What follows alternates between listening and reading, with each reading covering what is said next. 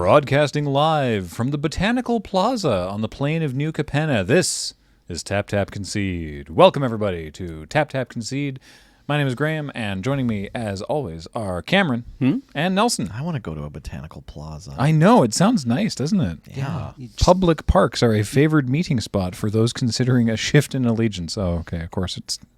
I mean, that sounds like the kind of place that you would, want to have under surveillance if you are a person who is in charge of allegiances. Yeah, that's true.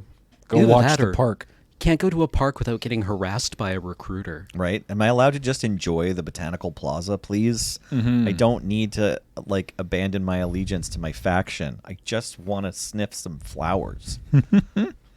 It looks like, by the way, that there's a cycle of these, which we'll talk about in a moment, because today we're talking about a bunch of New Capenna spoilers. Spoiler season is well underway, and there's a bunch of new cards to talk about, and it's very exciting. And before we do that, a reminder of our sponsor, Card Kingdom. Please check out cardkingdom.com/LRR. Pre-order yourself some New Capenna. It's already up for pre-order. They'll ship it to you as soon as they're able to do so, and it'll get to you real fast. Do put the /LRR on there, because that lets them know that we're sending you over there, which is relevant for our continued business interests. But also, we do that because we think they're great. And of course, you can ask them for a button. You can say, loading ready run, send me button, please, and they'll give you a little 1-inch button. And I think we're still on Math is for blockers because we ordered extra. And of course, this show and everything we do is brought to you by you and your kind support of our Patreon at patreon.com/loading-ready-run. And we really appreciate it. One more bit of housekeeping at the top of the show is that upcoming, in fact, by the time you're hearing this episode, it'll be this coming Saturday, April 16th, is the Streets of New Capenna pre-release. Woo! Your first chance, anyone's first chance to see New Capenna's sealed gameplay. It's the world first people outside of Wizards of the Coast getting a chance to play it. Hype. And for the first time in over 2 years, we're actually going to have in-person guests back at the pre-release. And throwing back to the very first pre-release, two of the same guests we had at the very first one, our good friends Marshall Sutcliffe and Kenji Egashira, a.k.a. Numa the Nami. They're both going to be coming back. It's going to be a fun time. And I'm really excited. Can't wait. Very, very excited. And we all get to pick our families because they're doing that thing again. Oh, It's back to the seeded packs. choose your Yeah. color scenario. So you got to decide. Are you Mirren or Phyrexian? brokers, cabaretti, riveteers, obscura, or maestros? Ah, okay. You didn't need any. Nice. Finally remembered it Nice. all. You nailed it. Don't yeah. ask me what color combinations those are. Riveteers are Jund. Yes. Cabaretti is far as I know. Naya. Okay. Maestros are Grixis. There you go. So that's yours. Brokers are Bant? Yep, and that means Obscura are... Esper. Great. Cool. We've already figured it out for Yeah. you. Now you know. You can pick your own faction of the pre-release, even if you don't watch the PPR. But I recommend watching the PPR. Yeah. So yeah, there have been a bunch of new cards. They did a whole debut stream yesterday in a very fancy looking location, and they showed off a bunch of the cards. And then there's been a bunch more spoilers since then, including, like we mentioned, a new cycle of dual lands. We showed off Botanical Plaza. There's also Waterfront District, which is blue-black, Tramway Station, which is red-black, Skybridge Towers, which is blue-white, and Racer's Ring, which is red-green. And they are all, they tap for either color, they enter tapped, and all of them for 2 generic mana and 1 mana each of the colors they tap for. So 4 mana plus tapping this and sacrificing it draws a card. So that's slow and expensive, but late in the game, if you don't need that much land, then you turn it into a card. So why not? Interesting, counterpoint to the kind of fleshing out the full cycle of Strixhaven campuses, right? Because it's the same cost for the ability, but instead of scrying 1 and tapping this, you just get to draw a card. But it means that you've got more common duels for Pauper or Draft, basically. Yeah, I don't know. For this guy. For this guy right here. Right. Yeah. So I know that you have some cards in particular that you're keen to talk about. Yeah. I want to make sure that we hit on the 5 family mechanics. Oh, definitely. I don't know if there's any crossover there, but otherwise I'm happy to start with something you've got written down because I know that you have some. Well, I mean, I'm me, so the mechanic I want to talk about is Casualty, which is the Maestro's mechanic. If we can have a look at Light 'em Up, which is kind of like the banner card for this. It's a shock. Kind of. Costs Can't 2 go mana. dome. Okay. It's a sorcery. So, how much are you willing to pay to do 2 damage to something in limited? 1. Ideally 1. Yeah. 2 if I have to. What if it costs you an additional card What? and you got to copy it? Oh. That might So- be okay. Casualty is... I will need to play with it to really figure it out. Casualty reads, as you cast this spell, you may sacrifice a creature with power 2 or greater. When you do, copy this spell, and you may choose a new target for the copy. So this is Casualty 2. Yes. And it's power 2 or greater. So I assume then that that's Casualty N Yes. And you can- N is the power of the creature sacrifice. to copy whatever spell has Casualty. Interesting. Yes. So this is like, I'm not sure.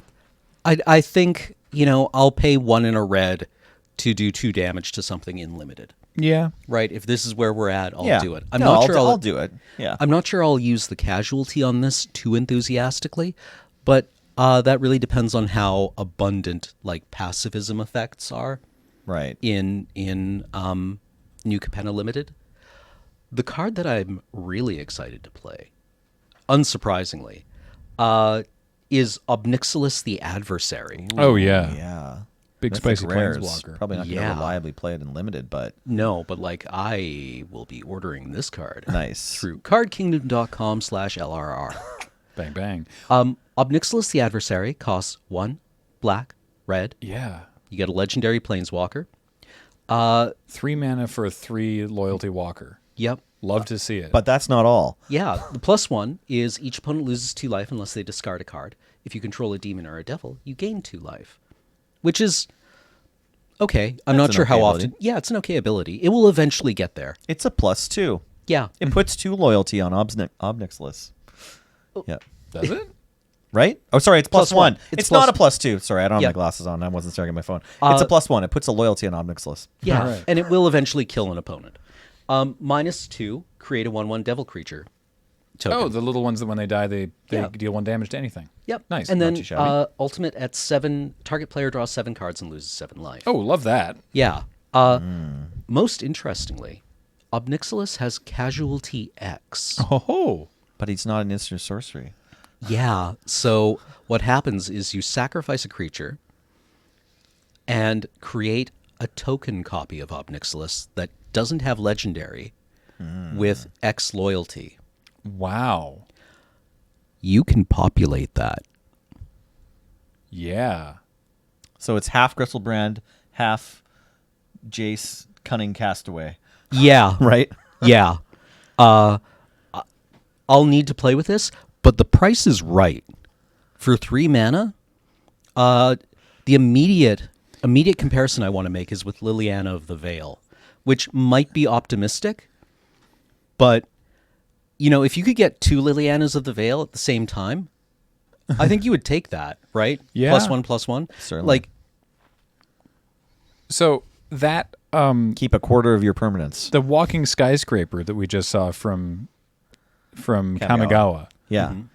If you sacrifice that, then this token copy Obnixilis enters with 8 loyalty, and you can use its ultimate immediately. yes. Yep. That's preposterous. Yeah, so you could like dome someone for 7 and then make them discard one of those cards. They probably have to discard one at the end of their turn because they would play land and not be able to do anything. But I think that +1 gets a lot better when you're doing it twice per turn. Yeah. Yeah. Wow. Even just Right. sacrificing like your mana dork. Like you play an ignoble hierarch on turn 1, and then on turn 2 you play Yeah, Ob, and then you play a second Ob with 1. Oh no, sorry, the noble hierarch has 0 power, but it's casualty N, right? So if it was Like a Llanowar Llanowar Elves. Elf instead, Yeah. yeah. If it was Yeah. Llanowar Elves off a stomping ground, and then second turn like a Dragon's Summit, and then you have an Ob, and then you sacrifice your Llanowar Elves, and then you can just +1/+1, and then you just like that's your plan. You're just Either they +1. lose 4 or discard 2 cards, or one or the other. Yeah, Yeah, exactly. You're just taxing them with two Obs every turn, and like You're gonna at least have a couple turns before they kill them. Yeah, I'm willing to put up with his appalling style. I think he looks great. I mean, like, okay, I want this suit. I'm gonna wear it to TTC next week. at least he's not. It doesn't seem to be double-breasted because Obnixilis is a very like wide man, and the double-breasted suit would just make him look extremely wide. And the pinstripe, like, it's the Art Deco thing. Although this isn't really a pinstripe because I think the lines are too thick. Though I forget what exactly that kind of stripe is called. Is it a chalk stripe? It might be a chalk stripe. I'd believe that. That sounds like a name of a fashion thing, but I don't know either. Let us know in the comments what Ob is wearing. Thank you. A three-piece suit with a gold watch chain and a pauldron, though. This is somebody who has money to spend and doesn't care what anybody thinks. Yeah, that's fair. Ob certainly doesn't think highly of, or doesn't care for your opinion one way or the other, right? Yeah, exactly. Yeah. Exactly.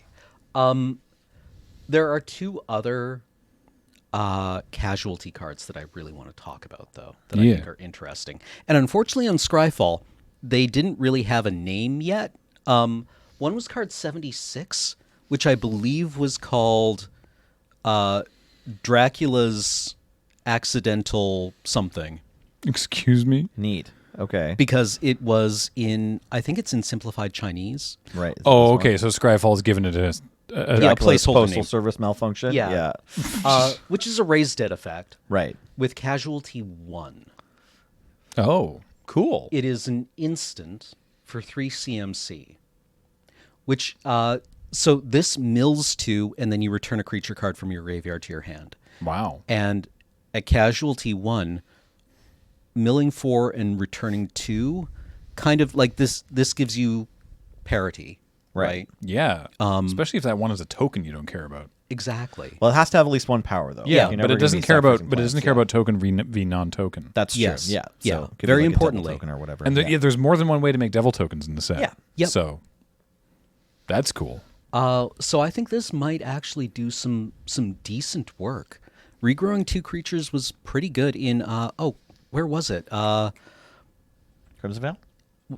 Was it Crimson? Wasn't it in Strixhaven where they? Well, had... they've been doing it a bunch. Like there's Yeah. often been like some way to raise dead 2 creatures, and there's a bunch of different casting costs they've given it. Right, like there was one in a core set last summer, the one before, where it was 1 mana to raise dead 1 creature, or 4 mana to raise dead 2 creatures. Right, or there was, or like you got the discount. Like if you had gained life that turn, it was 3 less to cast. And then they've made it cost like 3 with some other kind of caveat a couple times. So this is a space that R&D is comfortable playing around. Yeah, in. they're working on it. Yeah. And I think I like this one quite a bit for the styles of deck that I play.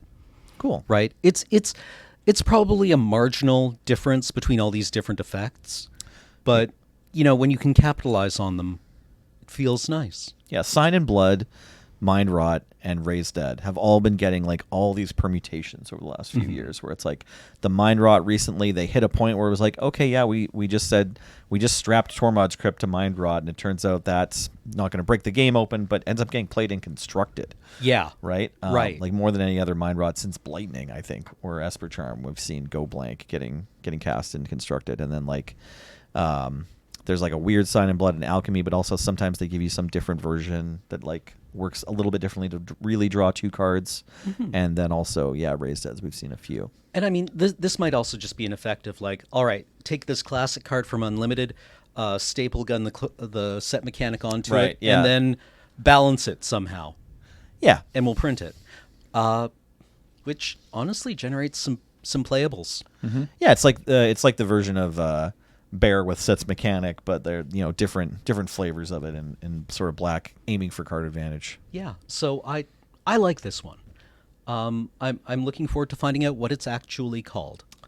Speaking of finding out what things are actually called, that Obnixilis, you're right. There's too much spacing for it to be pinstripe on what he's wearing on that particular iteration of the card. Because again, there's 3 different arts for Obnixilis, but the one with the deco frame, yeah, the one where he's sitting, the Igor Kirlik design, that is either probably pencil stripe or chalk stripe. Okay. Probably chalk. Yeah, because chalk stripes are quite broad. Yeah, right? the actual stripes are broad, and there's more space between the the pale lines.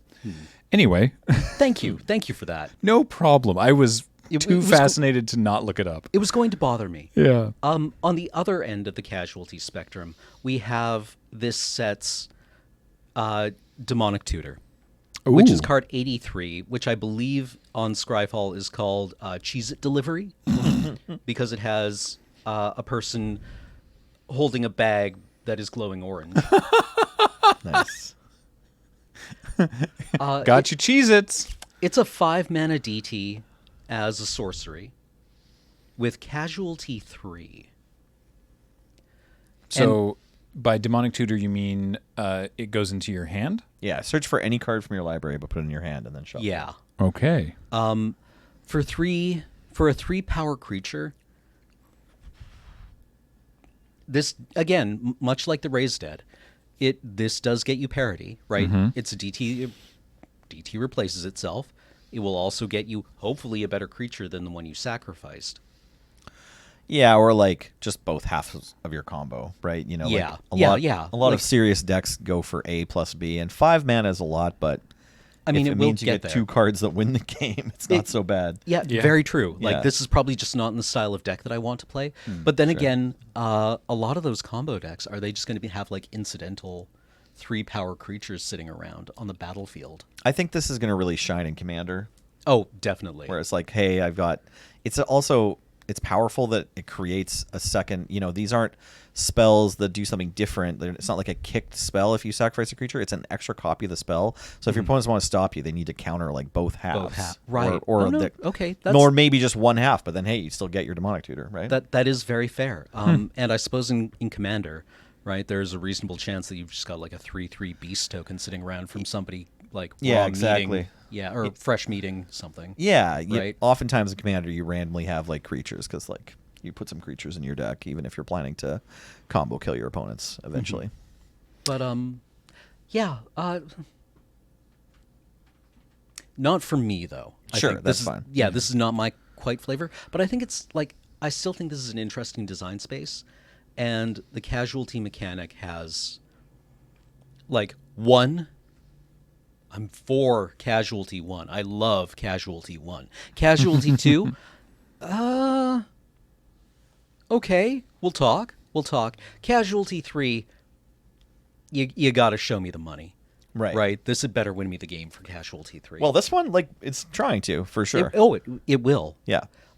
Actually, Paul, could we go back to Light 'em Up, please? The more I one think with about the Light 'em rules Up, text? the first one you said, like the shock, right? The more I think about it, the more it's probably fine. Like 2 mana to kill their 2 mana card in limited is okay. Sorcery is a little disappointing, but the fact that you can trade off like your 2-drop that doesn't matter anymore for their 4 toughness creature, or kill like 2 of their flyers. Yep. If you're behind, like this card has a lot of flexibility. It's probably gonna be fine. Yeah. And then you also don't have to pay the casualty. Yeah, exactly.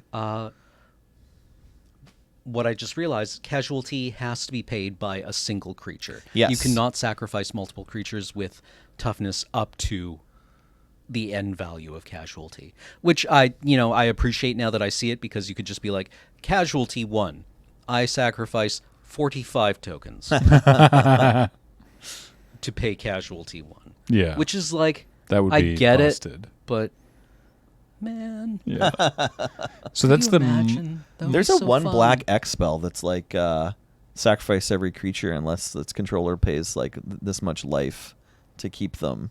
It's like 1 mana. If you just really want like a sacrifice all your things as a sorcery spell. In this set? No. Okay. This is like from Rise of the Eldrazi. or Okay, I was something, like, wait a Yeah, like what ages was ago. that? God, was that from Avacyn Restored? Or maybe have some restored. Yeah, it was like Liliana's board wipe, wasn't it? I don't know if it was flavorfully belonged to Liliana, but it was like Deathwind, I think, is the one you're thinking of. okay, Yeah, it right. was like Deathwind X just kills black? 1, and it's like Or it's X just black? X black, I think. Right. Is it Killing Glare or like Killing Haze or something? I'm not sure, but like yeah, it's meant to be a board wipe where you can like, the upside is you get to sacrifice as many creatures as you want, but you can also like put mana into it so that your opponents have to. Right, sorry. I was sacrifice their thinking of creature. Deathwind. Right, I think it might be the same set as Deathwind. Well, yeah, it was also Avacyn Restored, yeah. Okay. But yeah, I know the one you were thinking of, because Liliana's on the card. Yeah. Okay, maybe Liliana is on the card. Okay, fair enough. But anyways, if you want a sorcery that sacrifices all your creatures, there is one out there. There is one that exists. There's one out there for you. Fair yeah. enough. So that's Killing Wave. Killing There Wave. we Killing go. Wave. All Thank right. you. And is Liliana on the card? Yeah, that's Okay. her. Okay, great. Yeah. I Uh, didn't put that together. The final card that I was kind of interested in is Maestro's Dominion, which, it's the Dominion card for the Maestros, as suggested by the name. Some of you might have missed that. It's a subtle thing. And it reads, go. Whenever you cast an instant or sorcery, you may... No, wait. It's once during your turn. Yes, once during your turn, you may cast an instant or sorcery from your graveyard. If you do, sacrifice a creature. Yeah. And then the spell gets exiled. And then the spell gets exiled. I think this is cool. Yeah, super cool. 3 mana for now all of your creatures are sort of like a weird reverse Snapcaster Mage. Yeah, Or, yeah. it's like a Kess in standard kind of. Yes, yeah, exactly. Yeah, so this card seems quite powerful. Like, get ready to win the grind war. Yeah, absolutely. Yeah. Just make sure you have a lot of bodies on hand. Yeah, so like spells that make creatures are going to be pretty great. Like I don't know if in standard right now they have like the 3 mana make 2 or 2 mana make 2 idiots cards. I would love a Krenko's Reinforcements Right. Yeah, exactly. style card. Krenko's Command or Dragon Fodder. Fodder. Yeah. Yeah. Quite good for this strategy, right? Yeah, if I could get one of those that makes devil tokens, Oh, there's Burn Down the House. It's 5 mana, but that's like a good card. It makes 3 devil tokens for 5 mana. So fueling 3 more of your spells. yeah, And then with your last wish, you can wish for more wishes, right? yeah. Yeah. And then you cast it again Yeah, from your graveyard, exactly. right, using one of the devil tokens. Yeah, so it's Then, it's like- not 2 mana, but it's also like a good card. I don't Yeah. know, it can kill creatures. Yeah. Actually, talking about burning down the house, I think is, if I may, is a clean segue into one of the other, because that's the Maestro's mechanic, the casualty, right? So one of the other mechanics is one called Alliance, which is the Cabaretti mechanic, and particularly, we can see it here on Devilish Valet. Oh yeah, that was one I wanted to talk about. Yeah, so 2 and a red for a 1/3 with trample and haste. And then Alliance is whenever another creature enters the battlefield under your control, do a thing. In this case, double Devilish Valet's power until end of turn. So if you cast Burn Down the House with Devilish Valet in play, it doubles to 2, it doubles to 4, and then it doubles to 8. So then you have an 8/3 trample haste. Yeah. Oh, all the math nerds got very excited when they saw this. Every time, I'm excited too. Every time the word double All is the math printed on a nerds card, and me. yeah, it's always a little better than you think it's going to be. Or like, obviously the ceiling is higher than you might guess, but I just really like the design of this card. Like, sure, these stats don't seem like much, but the fact that there's so many cards throughout the history of the game that put like 2 or 3 creatures into play at the same time. You could play this in like a Collected Company deck in Historic that gets 2 creatures. Because you can do that. You can do that at instant speed in some some situations. Yeah, exactly. Yeah, or like there's various creatures that have like the mode of when this comes into play, you get to put another creature into place. Like anytime you have 2 bodies, or also pump spells. This card's very exciting. The fact that it already has trample and haste, you don't have to give them that. A lot of fun stuff. A lot of fun ways I'm going to lose games against Devilish Valet. I'm looking forward to it. Do you ever not block Devilish Valet? Well, it has trample, Yeah, so right? you're sort of damned if you do, damned if you don't, right? And that's very Devil Warrior on theme, right? Agreed. So fun card. One of the other cards they showed off with Alliance is the Gala Greeters, which has another interesting thing, which I'll talk about in a second. But so 1 and a green for a 1/1 elf druid with Alliance. Whenever another creature enters the battlefield under your control, choose one that hasn't been chosen this turn. Put a +1/+1 counter on Gala Greeters. Create a tapped treasure token. You can tell that they had to dial it down. Yeah, that's It made a interesting. treasure, and they're like, wait, no, we broke it. Yeah, right? or you gain 2 life. So anytime a creature comes in, either these get bigger, and that's a counter, so it stays around, or you can sort of ramp yourself a little bit, or you gain some life. So this card seems very good. Very good card. Also, this is the box topper, and they've printed it with different art for every region that it will be released in. So there's different art for every other, not just every language, but like every other region. So there's like a variety of different, very cool arts for this. That's So- awesome. I really like the Russian one the most. How I lush. think. How like I don't know, yeah, it really communicates the like That one? opulence to me that there's like everybody gets their own art for gala greeters on top of the box, right? Are we not magnanimous? I think Right. I Are we quite not like generous? Watsy's really like extending, opening the coffers for us with all these different arts. This one's very good. I like the English borderless, very Art Deco one. I like the German one Yeah, too. the German one is very good. Okay, as is well. this like the British one and we saw the That one, American one yeah. already? Oh yeah, that's lovely. Wow. Yeah. Oh, and the French one also it's very stylized. Nice. That one's very, very cool. Yeah. So- I Very hope Wheeler's nice sitting gauche. down when he sees these. Yeah. yeah. I desperately need there to be a Phyrexian one. Ooh, maybe that'll be the secret one. that Yeah, a only secret gets let out Phyrexian at, one. at like the Grand Prix or something. Yeah. if those come back. Yeah, like couldn't you extra gala greeters, right? couldn't you imagine? Right? Right? Fantastic.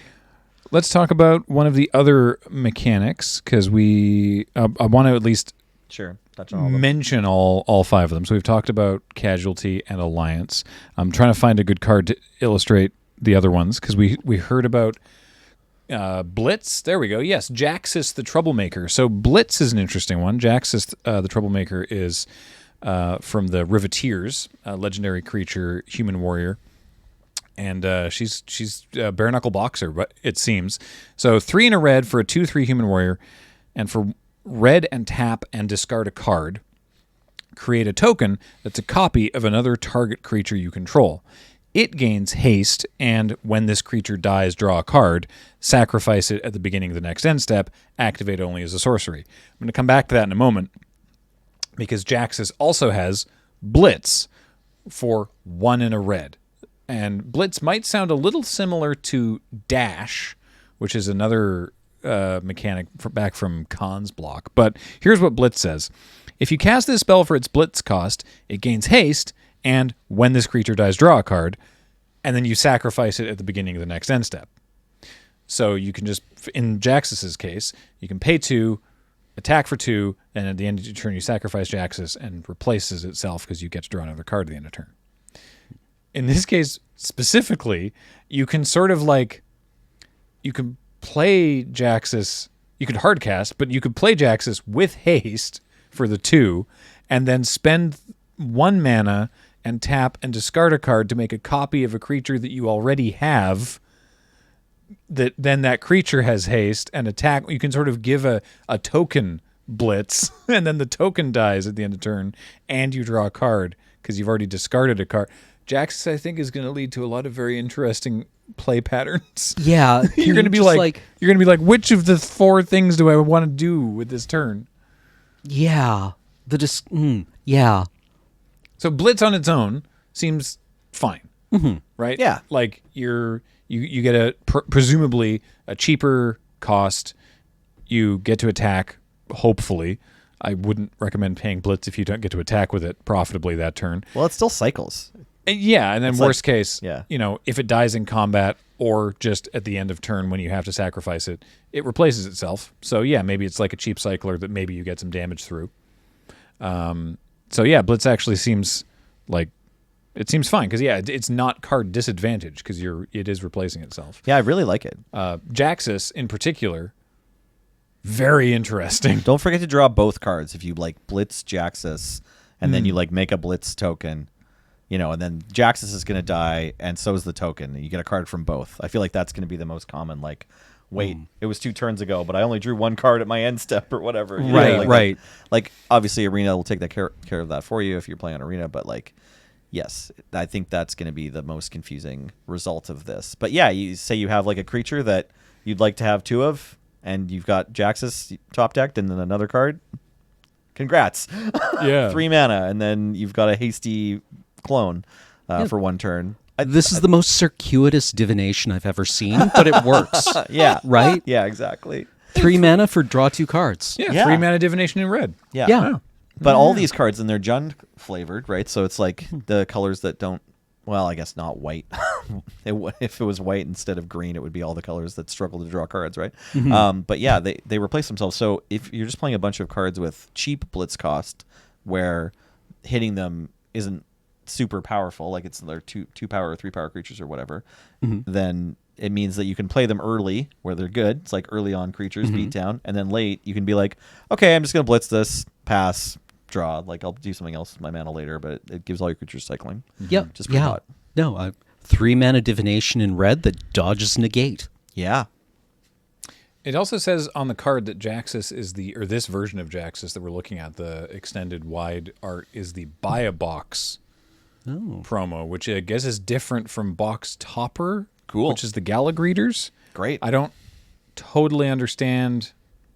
Oh yeah, this time next year when we're getting these release cadence announcements, there's gonna be like 16 different cards that come with a booster box. Or like you walk in the store and there's a promo for saying hi to the shopkeep, and there'll be another promo they mail you if you like play a white deck on Arena, or something. You know. All right, let's talk about the Obscura mechanic, Connive. So if we could take a look at Ledger Shredder.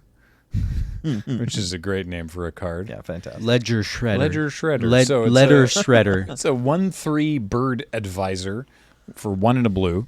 So yeah, 1/3 flyer for 1 and a blue. Sure. All right. Whenever a player casts their second spell, so whenever a player casts their second spell in a turn, Ledger Shredder connives, which is to say it's loot with upside. So it's you draw a card, then discard a card. If you discarded a non-land card, put a +1/+1 counter on this creature. I'm for it. Yeah, I figured you would be. It's a good ability. This is not a May, by the way. There's no way to not do this, in this particular instance anyway. Oh, you're riding the lightning on this one, aren't you? Yeah. But, yeah, connive. Okay. It's loot with potential upside. Also, this is like sort of reminiscent of Fairy Vandal, right? It's like you get a +1/+1 counter every time you draw your second card per turn or something like that. Is that what that one does? Yeah, that sounds familiar. Yeah. So it's like casting 2 spells. There's also been a couple of different... connive just means that you're looting and your creature gets bigger if you pitched a non-land. But this card in particular connives when you do your second spell. Yeah, draw your second card. So this one's like part of the like black-white call time, or before that it was like the red-blue... Eldraine draw cards 2 cards in a turn. Yeah, draw 2 cards in a turn. Yeah, it's sort of like cast 2 spells. I don't know. There's like a kinship with some other like I don't know if there's a name for this mechanic exactly, but I'm not sure if this is the only card with it too. But it's part of that set, the greater set of like you get paid off for casting 2 spells in a turn. Yeah. Also, just a bigger Storm Raven. Yeah. The jokes they write themselves. Yeah. And then I'm trying to remember actually. So there's a card called Disciplined Duelist from the Brokers, which I think will be like a kind of marquee signpost uncommon. We want to get into the last mechanic. Oh yes, that was it. Shield counters. Shield counters Thank you. from the Brokers. Yeah. So this is for cost for 1 green, 1 white, and 1 blue, which maybe we'll call a broker. I don't know. I don't think they're trying to rename the shards. Okay, fair enough. So casts for full bant. Full bant. And you get a 2/1 double strike with a shield counter. What's a shield counter, Nelly? Well, the first time this creature would be damaged or destroyed, instead remove that shield counter. So it's not exactly indestructible. It's not hexproof. Like you can still bounce it. You can target it with things. And it's not totem armor either. It's not totem armor either. I thought it was initially, but this is if it's dealt any damage. Yeah, and it doesn't work like the same way totem armor does with like replacement effects exactly, because it's like if it would be dealt damage, not when it's destroyed. If it would be dealt damage, remove that. So because that's a prevention effect. I think if I like cast my skull crack and then it blocks, it'll still just die from combat damage. Right. We'll wait for the FAQ on that one, but yeah, it's the templating of the ability is a little different. But basically, the first time it gets hit, or if you want to target it with a Doomblade effect, like that'll also get the shield removed. But it's got this 1 shield counter you put on for the first time it gets damaged or targeted with destroy, and then you remove that. Or I guess it's not targeted; it would be destroyed, right? So you could play this and then cast your own Wrath of God, and then still have. That's true. Still have 2/1 first strike. Still have all these hands. Does would a shield counter would not be removed by -X effects. No. Right? Or bounce or exile. Right. Like Swords to Plowshare is still just going to work. But you could proliferate it or add another shield counter. Right. And the ability says if it would be dealt damage, remove a shield counter. Yeah, I think So you could stack up shield counters. Yeah, turn All into right. Master Chief with the overshield. Yeah, Like get a hex whole shields. bunch of shields. Yeah. Yeah, the hexagon More shield. shields. Yeah. Love it. Yeah, I don't I- think there's any reason why that wouldn't work. Are you going to be main decking your whip flare effects in limited Love it. and just sandbagging them until they've got like 3 creatures on the board with shield counters? And then just soaking up all the shield counters. Yeah. And then feeling really smart and then being like, no, I just main deck this thing that does 1 damage to everything. Right. I don't know. Oftentimes those cards are better than they seem. Like there's this joke in my friends who I've been playing limited with for forever that like Hurly Burly is the best card in Magic. Really? Yeah, it's just like 1 and a red sorcery for deal 1 damage to all creatures with flying, or deal 1 damage to all creatures without flying. And it's just like weirdly 1 damage to all your opponent's creatures. Like it's better than it seems in the actual games limit because it means. Yeah, you can second main phase this and right. Yeah, sometimes it lets you trade up twice or whatever in the same turn, or like it makes your Alpha Strike work.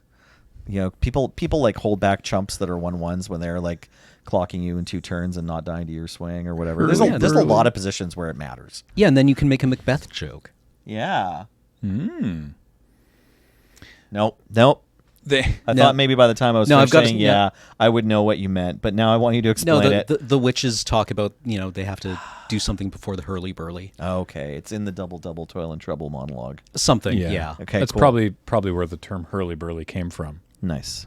Knowing Knowing Shakespeare. Yeah. Yeah. Although there's probably some like English nerd right now in the comments Right. being like, no, this is where it's from. And I look forward to reading that comment. I really do. He really does. may have sounded sarcastic, but it's No, he does. absolutely serious. Yeah. There's one more mechanic that they showed off that's not actually related directly to any of the families, and that is Hideaway. Right. Yeah. Hideaway's back. Yeah. Hey, and kids. different. So Paul was telling me about this ahead of time. So this card, so wiretapping, they've shown off. So it's 4 and a blue for an enchantment with Hideaway 5. Now previously, Hideaway was just Hideaway.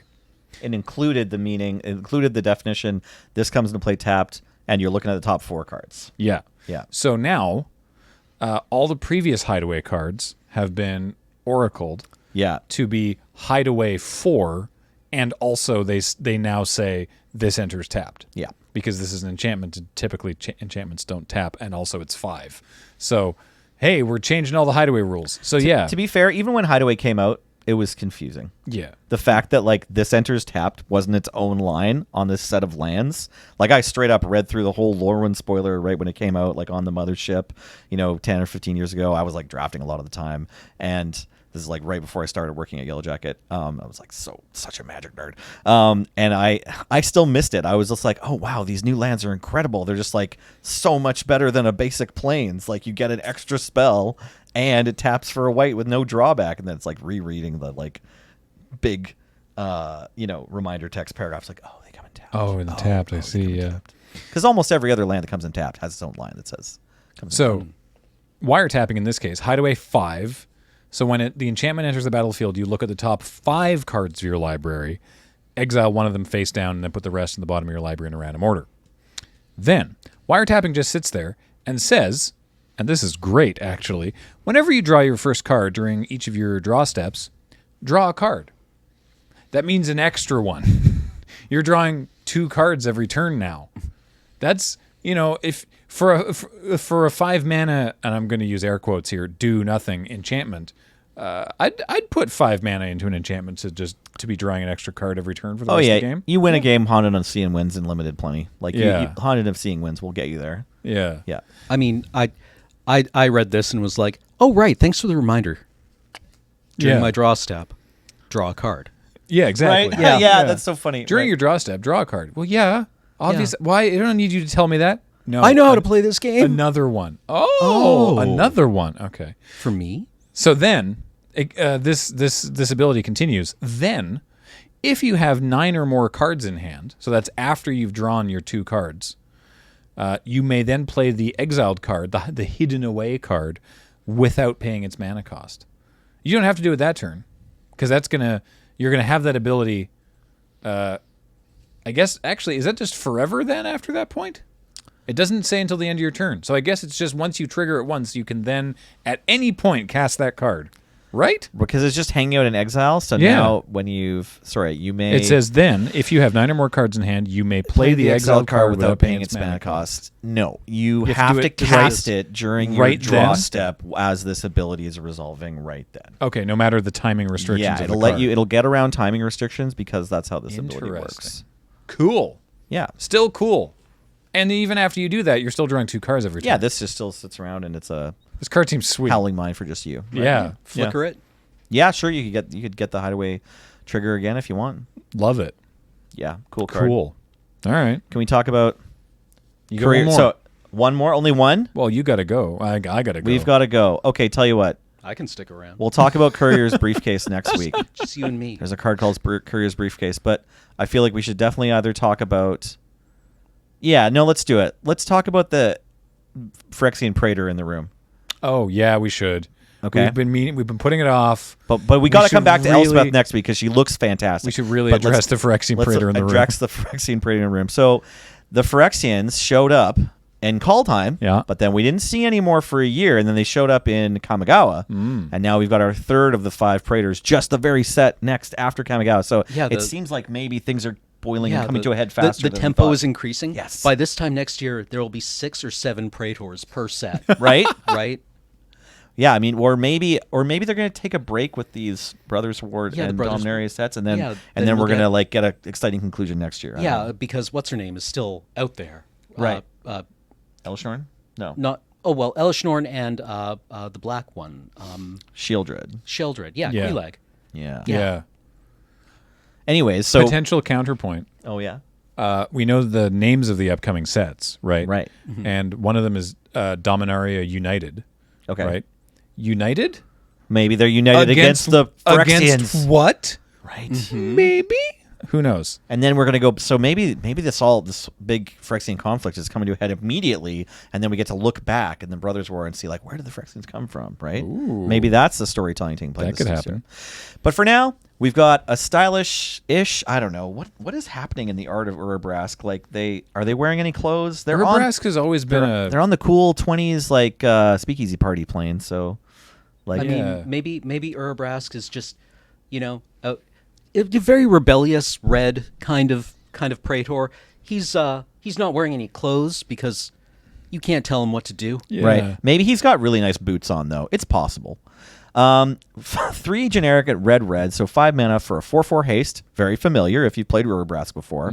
And with abilities that are kind of similar to in template. It seems like we figured it out. This is what a Phyrexian Praetor looks like. It looks like either first Urabrask or it looks like first Vorinclex, right, or second Vorinclex as well, because a few of them did some different things through the years, especially from the first printings in But now New it's Phyrexian. like- But now they always It's like, kind of here's a thing. Yeah. It's good for me and bad for you. and it's the same thing. But yeah. it's different axes. It's Exactly. a seesaw. I'm It's- 2 steps up this ladder and you're 2 steps down, and it's the same ladder that we share. Right? Yeah, but the effect is symmetrical. Yeah, exactly. It's symmetrical. So at the beginning of your upkeep, exile the top card of your library. You may play it this turn. So that's again another Haunted of Seeing wins, because at the beginning of your upkeep, you get a free card that you can play this turn. You might not. You might miss on it, right? It might not be a card that works for your turn to play. But it does say play, so you can hit lands. Yeah, but it can be a land. It can be anything, but you have to play it this turn. So it's a slightly worse Howling Mine. It doesn't go to your hand, but it is still getting you an extra card every turn. You'll still draw your card from your draw step, but your opponents have this ability that says at the beginning of each of their upkeeps, the next time they would draw a card this turn. So if nothing else, that's just their draw step. Instead, they exile the top card of their library. They may play it this turn. So why is this so good? First of all, we talked about how you might not get to play that card this turn as part of your plan, and that includes for your opponent now like counter spells. Like this card kind of gets around any interactive cards that your opponent would want to play on your turn, because they're not going to have access to those. If they're playing a deck that doesn't have other card drawing abilities, this pretty much locks them out of like casting the Wanderer with Flash during your attack step unless they already had one in hand, right? Like any future cards that they want to cast during your turn, they're going to have to first put in card drawing spells to get at those. They don't get to hold on to cards. Exactly. They also can't increase the card size. Every turn, they get one card, and if they don't use it that turn, it goes away. Yeah, and if they don't use it to draw cards, they're not going to do interactive stuff on your side. So I mean, it can miss. Like the second half of this ability can miss if your opponent's just like playing Llanowar fair elves, magic. Llanowar elves, and then big creatures, and that's all I want. I just whatever the top card of my deck is, I was going to play it anyway. So fair enough, but it's sort of in the world of like scheming and holding up mana and playing interactive spells. This is like a bit of a trump. Yeah, I saw a little initial reaction of like, oh, red gets hosed again. Oh, really? You know, I like, think this card's great. Yeah, I think Urbrask in play, certainly in limited, but I think in play generally is going to be better than I think some of the initial impressions might make it appear. I understand how it may look initially, but I think this card's actually pretty good. Also, it's a 4/4. Yeah, With haste, right? 4/4 haste for like, 5. oh, red gets hosed again, and then just get drilled in the chest by Urbrask, right? Oh, Urbrask looks really weak, and then Urbrask just punches you so hard in the heart that you die. If you would like to punch your wallet in the heart so hard that it dies, head on over to cardkingdom.com/LRR. Let them know we sent you and that we're coming for your wallet together. So happy with that segue. Thank you. Yeah, they'll ship stuff real fast. Like you're gonna get With your money's haste. worth. That's right. They'll ship it with haste, Yeah. Phyrexian Praetor style, and the cards are going to arrive at your location faster than you were prepared for. Frankly, you know, get sleeves as well if you need sleeves, because you're going to be fixing your deck and building your new deck in no time. And you know what? Speaking of no time, this podcast was also brought to you by you. And I know you don't have enough time in your life for all the LRR content that you want to consume, which is why we keep putting more of it out. Nope, that didn't make any sense. I admire what you're trying to do. Yeah. There's no Worked so hard. time like the present to tell you how much we appreciate your support. There we There we go. go. We got it. I needed the use teamwork. Use the second one. That's going to do it for this week's Tap Tap Concede. Tune in this coming Saturday for the new Capenna pre-release. It's going to be great. If you're watching this on the YouTube channel, the replay will be up on this channel as soon as we're able to do that. And if you want to tune in live on the Twitch, twitch.tv/loadingreadyrun, obviously we would love to see you there. And but I can't wait to get my hands on this set. Yeah, looks real fun. Yeah. But until then, I've been Graham with Cameron and Nelson. Also here. Paul's been running tech. Heather gets these online. Thank you all so much for listening. Thank you. Talk to you next time. Bye. Bye.